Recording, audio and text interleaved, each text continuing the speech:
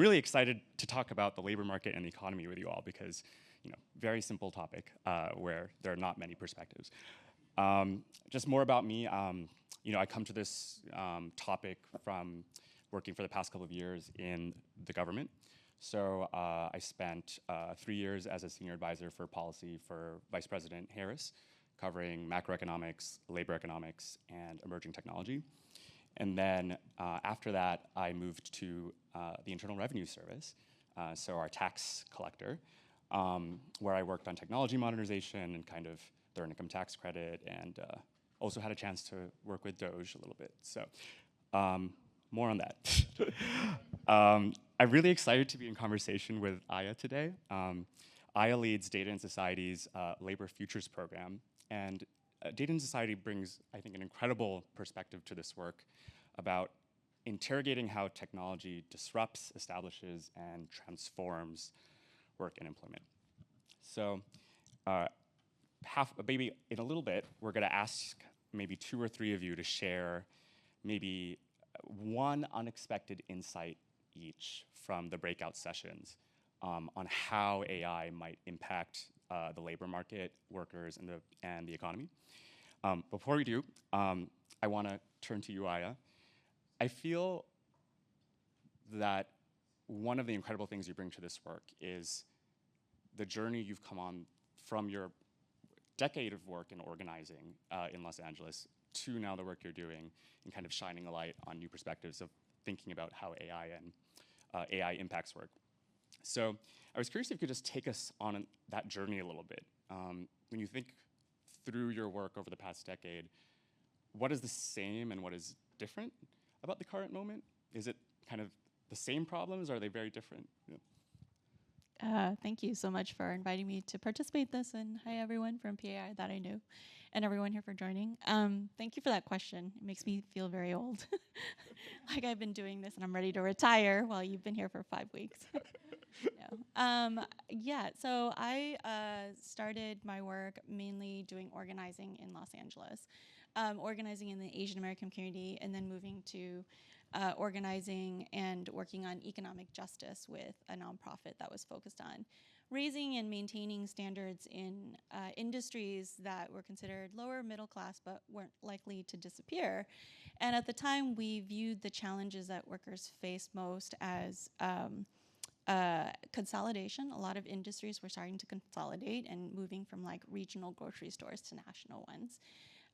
Outsourcing, because at the time, NAFTA, CAFTA, so many other forms of policies were really starting to move jobs overseas, and then immigration. So those were the 3 issues that were really affecting workers in LA. And over the course of the time there, I started to also see automation creeping into the issues that workers were facing. First, it was self-checkout, which still continues to be a debate that we have. Are these good? Do they work? Who are they good for? To Amazon entering the space and Amazon really platforming e-commerce, which was different, right, than just like a single retailer selling online. It was changing the model of how retail is happening. So that's how I've seen some of the work how I've seen like my work has shifted and changed in the issues that we focus on. And I would say that like coming to Data and Society really solidified how work has become very datafied. And that sort of defines how workers are managed, and that's led us to the point that where we are, where worker knowledge can be turned into data, and that powers AI systems. And I think, so that's a big change that we've seen the focus really evolve. I think the thing that the through line through all of it is it has, in every instance, whether it's consolidation, outsourcing to AI, has really changed worker autonomy, and mainly for less autonomy for employees. Yeah. I think that point about data is so interesting because data can be used to control people. It can be used to help them do their jobs better. And I think we often only hear one side of that. One thing I was thinking about my time at the IRS, we do a lot of our work via Microsoft Teams. And then obviously, no surprise to folks who I have opinions about the current administration. Using Teams felt very like unsafe in the January to March period, because all of that was recorded and legible to kind of leadership that were very different in their priorities. And it also makes me think about the conversation we had earlier today about trust. Like sharing your data with companies, other people, you kind of have to have an implicit trust that the data is going to be used well, or you won't participate. And I can see the decline in trust kind of shaping the willingness of workers to use tools that kind of suck up data in unknown ways or hard to parse ways. Yeah, I definitely have seen that as well. And I think we saw that reflected in some of the conversations around healthcare workers being asked and given tools, AI tools, as well as nonprofits. There is big questions about whether that data is going to be fed back into a learning model, whether people trust that the information that's being presented is also real or true, not hallucinating. And I think earlier we talked about sort of the framework for privacy being important to continuing to build trust in AI systems as well as companies. And I think one of the challenges that we've seen is that it's built on a consumer model of privacy and not one where employees are the basis of consideration.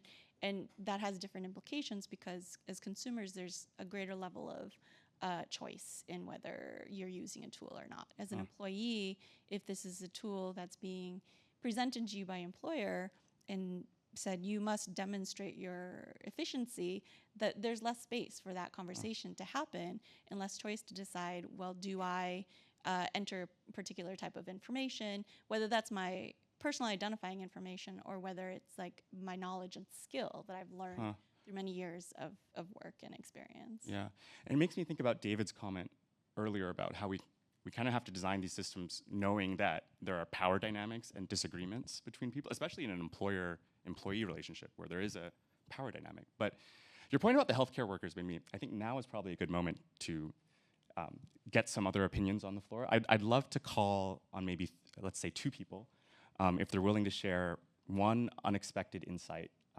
from the breakout discussions we just had.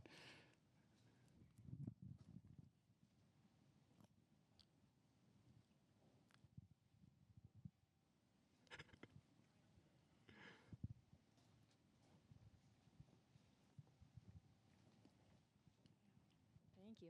So something that came up at multiple boards was there's a lot of discussions of the attributes, and we say it's going to be more employment or less employment, more of this, more of that.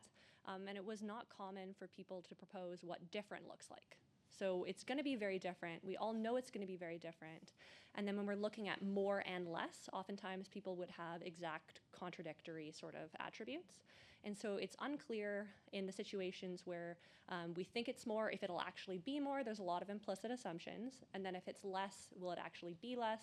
And there's even less understanding or ideas about what diversity of outcomes are if it's not an attribute we've considered. So that would be the overarching kind of thing that came up at multiple different boards. Yeah, that's. We were having this conversation a little bit earlier today too. So let's put a pin in that, and we'll call on if one other person wants to share. There we go. Perfect. One thing we talked about was around liability and accountability, especially for healthcare workers. If the doctor is being told that they are the human that gets to override the decision, but they override an AI decision that was actually correct, how do you actually decide who's accountable? If they're, especially the word required was doing a lot of heavy lifting there. And so I think there's still a really open question, not just in healthcare, but overall as AI tools are being added to workflows and someone is going to override the decision because they believe they have the right expertise because they've also been trained that AI can be wrong. Where does that decision and that accountability lie, especially in the healthcare situation where it can be somewhat litigious? Wow. I am so struck by, I think from from where I'm coming from, my experience with the government, I feel like the really hard thing that you both have raised is the kind of analysis we have right now about how the future might change is extremely, it's like GDP might go up by like this. These kinds of jobs, extremely broadly defined, might change. but you both are surfacing insights about how actually each job is different. And there's like things like an academic who has to study using census data versus someone who's like in the job might know about what that job is and does. And that makes it really hard for policymakers to act. I used to work for Oakland Mayor Libby Schaaf, and I was getting coffee with her yesterday, and one of the things she mentioned that really struck me was policymakers are always making decisions under uncertainty with like limited information. But what feels hard about in this, thinking about economic outcomes from AI's development, is it can feel like the development is so fast and changing so quickly that this type of insight isn't coming fast enough to help people make decisions they're making today. I'm curious, Aiha, how you think about that. I get this question a lot. What do you do when half of jobs will disappear in the next 5 years? I don't know. If anyone else has an answer, I'd love to hear. No, I think, but I think that those predictions are sort of a little bit hype, but they're based on sort of, I think, the way that people can abstract a role into one thing, one clear thing that's easily accomplished by machines. So I talked to a room of writers who basically said, my primary job is not putting words on paper. It is so much of the research, it's the storytelling, it's the character building, all of this stuff that it isn't as clear as like putting words on a sheet of paper. So they are worried for their jobs for sure, but they don't view it as the primary thing that is their work as writers and story creators. And I had another informal conversation with a group of teacher friends, and none of them were worried about losing their jobs. And it came down to like, kids don't listen. It was very clear. They were try putting a kid in front of a screen and teaching them for like, I think they're saying now you can teach a whole course in 2 hours. It's just not going to happen. So I think that idea of sort of like, how do you, if this is a tool that's going to eradicate an entire job, we have to really understand what is being meant by like a job versus a task. And I think that's actually a more interesting question, because I think that's where you start to figure out, well, what is the new work that comes out of this? If it isn't putting a syllabus together, what is it that is actually going to be important in teaching and education or in writing? Even in coding, you know, everyone is now capable of being a vibe coder, but that's requiring a lot of new people to be able to evaluate whether these codes are slop. Do they work? Do they work in the moment? But because the coder didn't understand the fundamentals of computer science, it won't work later on. Yeah. So I think that focus on sort of 50% of all jobs are going to disappear is not really how we're going to arrive at effective policy. Yeah. I think I struggle with it too, because I think, you know, in a lot of your work, you've pointed to kind of like hype cycles. Like it sucks all the oxygen out of the room. We're all kind of too focused on existential risk, but there are things happening right now that we just need to better understand. But at the same time, you know, if there is an existential risk, it seems like we need to invest a little bit of time or some time in thinking about what we're going to do. And I think, well, how would you answer that question? Yeah, I don't, and it's something I've struggled with, because I think I can think of like 2 examples from my own work. I think is like the challenge of understanding what is hype and what is not hype. So, you know, I was at the IRS, which got $80 billion to, you know, do a lot of things, but also to upgrade its technology. So we were deploying a lot of AI pilots, and as you can imagine, probably like the most bureaucratic organization that could ever exist. And the IRS is also one of the country's largest call centers. So we have tens of thousands of call center employees, and you know, this is obviously an industry that may be dramatically affected by many of these tools. You know, in the spring, you know, for reasons I think many people in this room already understand, we laid off like 10,000 call center workers. And at the time, the promise was that AI would help us figure out, like that would solve the problem. Like we can lay off these 10,000 people, and we're going to use AI tools. Oops. I think that's my reminder to stop. We could use these AI tools to replace these workers. And then, you know, fast forward 3 months later, the budget request goes to Congress saying, we need to hire 11,000 people to replace the 8,000 people we just fired. And that was like one of those things where, dang, like the hype did not quite work out in the way people were expecting. So that was one thought. But then my other thought was, sorry, go ahead. No, I was going to say, I think that's right. The hype cycles may not be playing out as we're seeing them, but it isn't stopping employers from purchasing a lot of the tools and integrating them. And then we're seeing reports like 95% of AI pilots aren't working out. But I think it still has like an effect. And I think I'm worried about sort of what is the consequence of the 11,000 employees that are fired or younger workers not being hired because these tools are capable of doing those tasks. And I know I would love to hear if you have a kind of a thought on sort of some of that. I mean, one of the costs of firing all these extremely experienced workers with their expertise is that the institution lost their expertise. I mean, they're now rehiring workers who are going to have to be trained on extremely complex tax law. Like that's not, like I am not a lawyer, and let me tell you, it is hard. So yeah, I mean, there's real risk in kind of too quickly deploying a tool without understanding what you can deliver on the other side. But at the same time, I also think it is the case that, you know, I feel like half of my job for the vice president was you have like 12 hours to get ready to become the smartest person in the world on this really niche topic that you have to brief on. And I mean, there are like lots of things I am like not an expert on. So for example, maybe you all remember when that large container ship got stuck in the Suez Canal and it was holding up global trade. I mean, I knew nothing about that, but had to become an expert very quickly. The way we would do that is interns. They would quickly digest tons of information for us. Love our interns. They weren't doing like the critical analysis of like, here is the issue, here are the solutions, but they were kind of absorbing all this information that we had to do very quickly. And it really hits me that today, I think some of these deep research tools could probably do that task faster and better than some of the college students we really relied on. And I think that has a lot of implications for how entry-level workers, to your point, can like rise up in the workforce. And I don't have a solution for that, especially in like a resource-constrained environment where your goal is get the best information you can as quickly as you can. At the same time, you know, I think it's sometimes easy to forget that the vast majority of like 99%, I think it's 99.9% actually, literally, of Americans work at small businesses with less than 500 employees.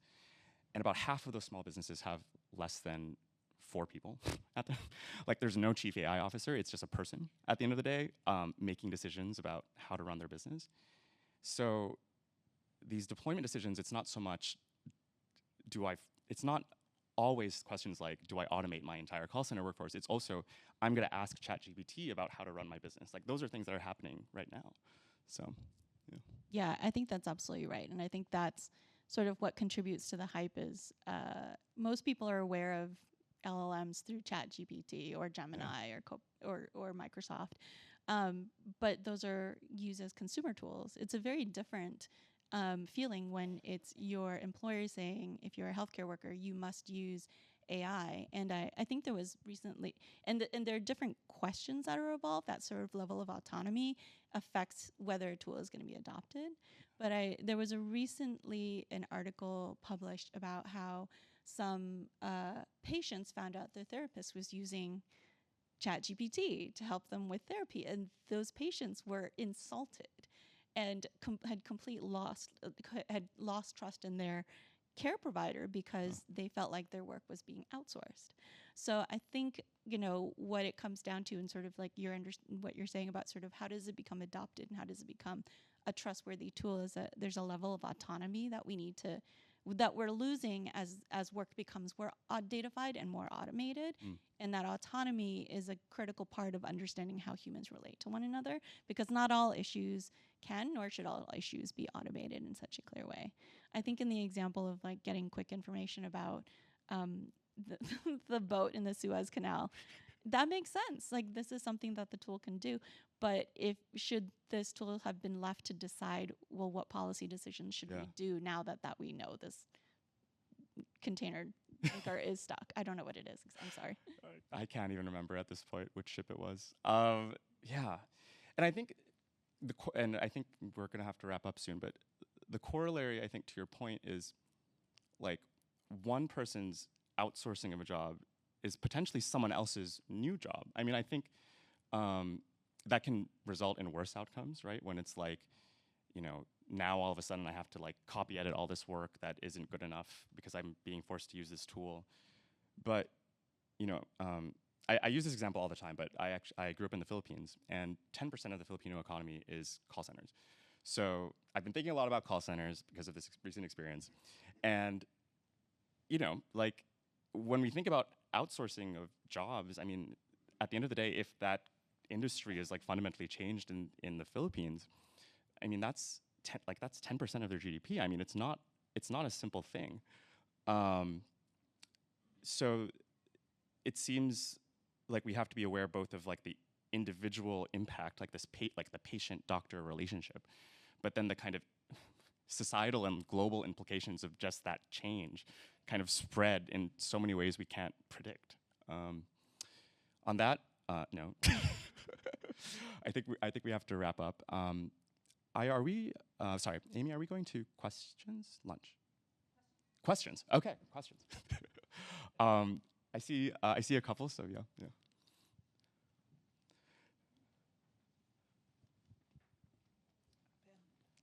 Thank you. I'll keep my question short. Something that you guys mentioned was the question of hype, and to what extent you know, companies have forecasted, you know, we might need this number of employees in the next 5, 10, 20 years. But it's difficult to determine with a level of specificity whether that will happen or not. So if you had to identify two things, I don't know if that's too specific, but two things, for example, that would allow us to determine or help us scenario plan for you know, job changes. So for example, if you had to identify two things that would allow us to know what would happen in the next 10 years, what would those things be? And maybe a specific example, that the reason why I'm asking this is around thinking about assurance. So with AI quality, you mentioned tasks, that it might not necessarily be about job changes related to an entire job, but specific tasks. And AI assurance plays a role in terms of the benchmarking and metrology there, because to some extent, maybe we would only know the limitations of a system or a tool based on benchmarking and testing for AI quality. So in that case, maybe one of the dependencies is specifically about getting assurance right, because once you have a greater understanding of those limitations by having good benchmarking, then that would help us to potentially predict changes in the job market. I'm not sure. Just an idea that came to mind. But if you had to pick two things that you think would help us, or where there's a dependency for us having a greater understanding to determine whether something would be hype or not in the next few years, what are maybe some of those dependencies that you would identify? Oof, big question. I'm trying to think about how to answer it. I wish there was more data on how people, like actual people, feel about the tools they're using, their fears about the future, their sense of where things are going, because I feel like that is the kind of counterbalancing data we don't have yet and that we can't monitor, which is actually to the question of like how AI will impact the broader economy. Like that's the other side of the enterprise question, right? Or the business question. It's like, how are people using those tools? And there's like been some great work in this regard, but given how quickly things are going, I think, or how they feel like they might be going, I think that's kind of a big missing piece. So that was one big thing as opposed to two specific things, but that's my off-the-cuff remark. I think I only have one as well, and this is not a fully thought out thought yet, but I think there are very specific use cases, and it is not a general purpose technology that can solve everything. And so what we'll determine is finding out what those actually effective use cases are. And I do think they do cut across sectors. like AI is being used as a chat function. Seems pretty clear. But in some cases, it's quasi-judicial, and that's a big question about whether these tools should be used in making critical decisions in high-stakes situations. And so I think there are very specific use cases that need to be interrogated, and then sort of potentially boundaries around when those should be used, to your question of assurance and trustworthiness. I think I saw maybe another question over there. Okay, very cool. Oh, perfect, yeah. Sorry, you talked about task versus jobs, and we haven't talked about taskers, the whole new blanket labor group that's training the AI models, right? Doing piecework, and they can be professionals or not. And a lot of young people who are not getting those initial jobs are becoming taskers. How are policymakers thinking about taskers, and how are activists thinking about them? Because they're often just not discussed at all. Yeah, I think that's a great question. I would say that those workers have been they have been involved in sort of content moderation and labeling for years, often many overseas, who are now moving into this position of continuing to train and refine models, as well as like people with expertise who are also being hired in order to refine and refine the models, but oftentimes they're being treated very similarly despite their expertise. And there was actually just a report published by Tech Equity Collaborative, which found that in some cases, the workers with expertise, even though they were trained with high levels of expertise, were not being used for that purposes, and were being evaluated by, their work was being evaluated by people with no expertise.